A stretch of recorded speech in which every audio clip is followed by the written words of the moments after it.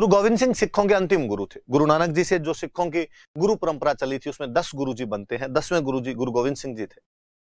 शुरुआत में जब गुरु नानक जी के समय से यह सब शुरू हुआ था तो ये केवल आध्यात्मिक गुरु थे, स्पिरिचुअल टीचर हुआ करते थे जो समाज को सही दिशा दिखाने का काम करते थे। कालांतर में जब औरंगजेब के अत्याचार बढ़ने लगे, इनको लगा कि यार केवल धार्मिक प्रवचनों से पार नहीं पड़ेगी, जनता को बचाने के लिए शस्त्र उठाने पड़ेंगे। और तब गुरु गोविंद सिंह ने खालसा पंथ की स्थापना कर दी और कहा गया कि हमें मानने वाले जितने भी लोग हैं, हिंदू धर्म के लोग थे जो इन गुरुओं को माना करते थे, इनकी सीख मानते थे, इसलिए उनको सिख कहा जाता था।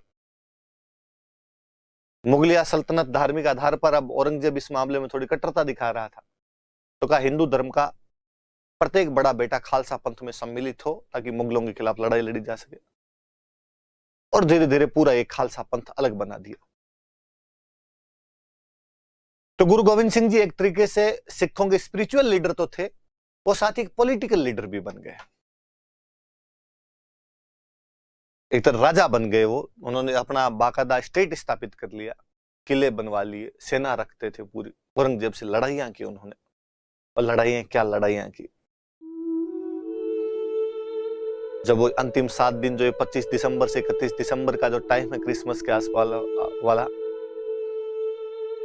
उसमें उनके 4 बेटे चारों शहीद हो गए थे। 2 बेटे चमकौर साहिब वाले युद्ध के अंदर लड़ते हुए वीर गति को प्राप्त हुए। 2 बेटों को सरहिंद के गवर्नर ने जीवित दीवारों में चुनवा दिया था। वो गुरु गोविंद सिंह जी जाते टाइम ये कह के गए कि मेरे बाद अब और कोई गुरु नहीं बनेगा। तो साहब हमें गुरु जी वाली बात कौन बताएगा? उन्होंने कहा एक ग्रंथ, ये गुरु ग्रंथ साहिब है, सब गुरुओं की बातें इस ग्रंथ में है। अच्छी अच्छी जितनी बातें हमने इसमें लिख दी, आपको जब भी कोई दिशा निर्देश चाहिए ये खोल लेना पड़े।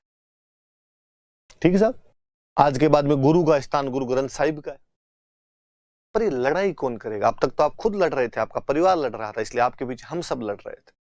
ये पॉलिटिकल लीडर कौन होगा? तो गुरु गोविंद सिंह की लेगेसी को, वो जो पॉलिटिकल लेगेसी थी, उसको कंटिन्यू करने वाला बंदा जो था, उसका नाम था बंदा बहादुर। वास्तव में कश्मीरी राजपूत था ये। वैराग्य धारण कर लेता है, संन्यास धारण कर लेता है। गुरु गोविंद सिंह जी को महाराष्ट्र में यह मिलता है। लक्ष्मण सिंह नाम था इसका। और गुरु गोविंद सिंह जी कहते हैं कि लक्ष्मण सिंह, क्षत्रिय का काम वैराग्य धारण नहीं करना है, शस्त्र धारण कर, लड़ाई कर। और लक्ष्मण सिंह गुरु की बात मानकर बाद में उनके साथ हो जाता है। कहते हैं इसकी वीरता को देखते हुए गुरु गोविंद सिंह जी ने कहा था कि यार बंदा बहादुर है ये। बंदा मतलब बंदा आदमी, बहादुर बंदा है। तो धीरे धीरे वो लक्ष्मण सिंह का हम ओरिजिनल नाम भूल गए और हम उसको बंदा बहादुर के नाम से जानते हैं। तो सिखों की तरफ से अब जो लड़ाई का जिम्मा था वो बंदा बहादुर ने उठा लिया था।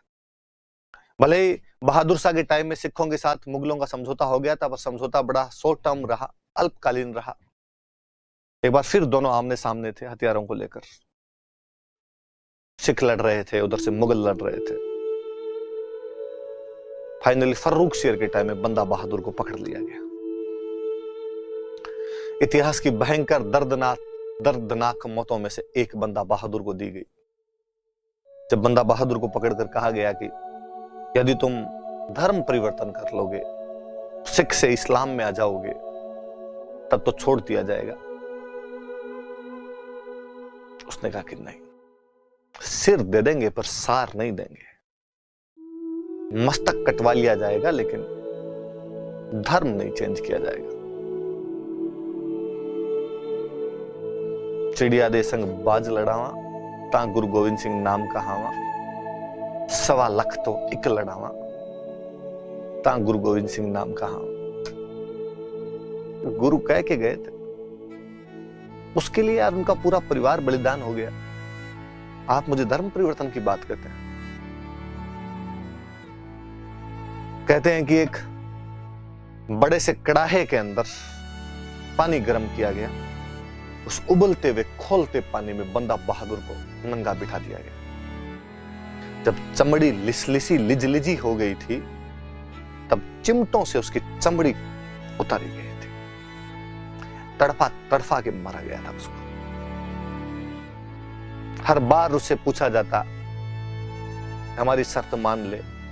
बंदा बहादुर उस भयंकर दर्द के बाद मुस्कुरा कर कहता था कि ना, सिख इतना कमजोर नहीं है। सीख केवल धर्म की नहीं मिली, सीख ये भी है उन घावों पर नमक और मिर्च डाल दिए जाते, पर वह बंदा धर्म परिवर्तन के लिए तैयार नहीं था। उसे पूरी दिल्ली के अंदर हथकड़ियां डाल के घुमाया गया। दिल्ली के आम लोगों ने उसके शरीर पर थूका और टॉयलेट किया। जब इन सब परेशानियों के बावजूद वो नहीं माना तो कहते हैं उसके 3 वर्षीय बच्चे अजय सिंह को उसकी आंखों के सामने आरी से काट दिया गया था तथा उस छोटे से बच्चे के अंग उसके मुंह में ठूंसे गए थे, तुझे तेरे ही बच्चे का मांस खिला देंगे। उसने कहा गुरु गोविंद सिंह जी अपने 4 बेटों को वार गए इस सनातन संस्कृति को बचाने के लिए, कोई बात नहीं, मेरा परिवार भी शहीद हो जाएगा। था फाइनली तड़फा तड़फा कर बंदा बहादुर को मार दिया गया। फर्रुख शेर की बादशाहत का एक बदनुमा दाग है कि उसने सिख नेता बंदा बहादुर को इतना निर्दयता पूर्वक तड़पा तड़पा कर मारा था। तो याद रहे कि बंदा बहादुर को किसके शासनकाल में पकड़कर मार दिया गया था, तो फर्रुख शेर।